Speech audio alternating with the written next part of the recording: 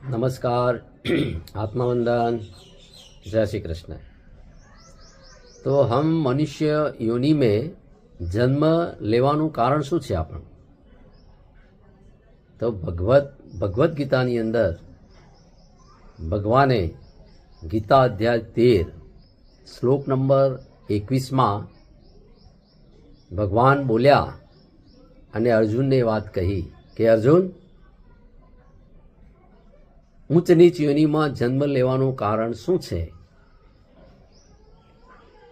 तो गुणोनो भोगता बने छे अने गुणोनो संग तेना ऊंच नीच योनि में जन्म लेवानुं कारण बने छे।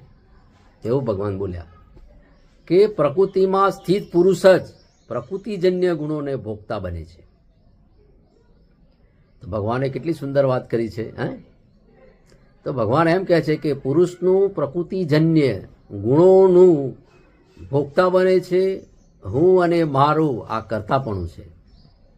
ए कर्तापणुं न माने तो सांसारिक कार्यों माटे प्रकृति अने पुरुष बंनेना हाथ में रहे छे। पुरुषनु सत अने असत योनि में जन्म लेवानुं कारण गुणोनो संग छे। सत्वगुण, रजोगुण अने तमोगुण आ त्रणेय गुण प्रकृतिथी उत्पन्न थयेला छे।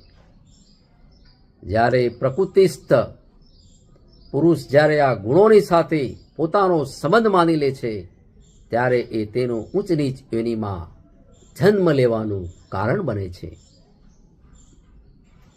तो भगवान ए पण बतावे छे कि आपणे प्रकृतिजन्य गुणोना भोगता बनीए छीए।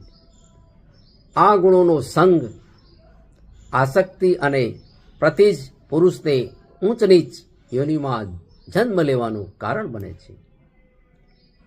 प्रकृतिस्थ अने शरीर हूँ अने मारापणुं भूली जईए छीए अथवा तो मारापणुं आपणे राखीए छीए। आज गुणोनो संग छे। आ गुणोना संगथी पुरुष बंधाई जाय छे। कारण के गीता अध्याय 14 श्लोक नंबर 5 में पण कह्युं छे भगवाने, गुणों द्वारा बंधाई जवाथी ज पुरुषना गुणोनुं अनुसार गति थाय छे। बंधन में पड़वुं ते अस्वाभाविक छे अने बंधनथी मुक्त थवुं ए स्वाभाविक छे। तो भगवाने सरस बात कही छे गीता अध्याय 13 श्लोक नंबर 21 में के आपणे गुणोनो संग ज तेना उच्च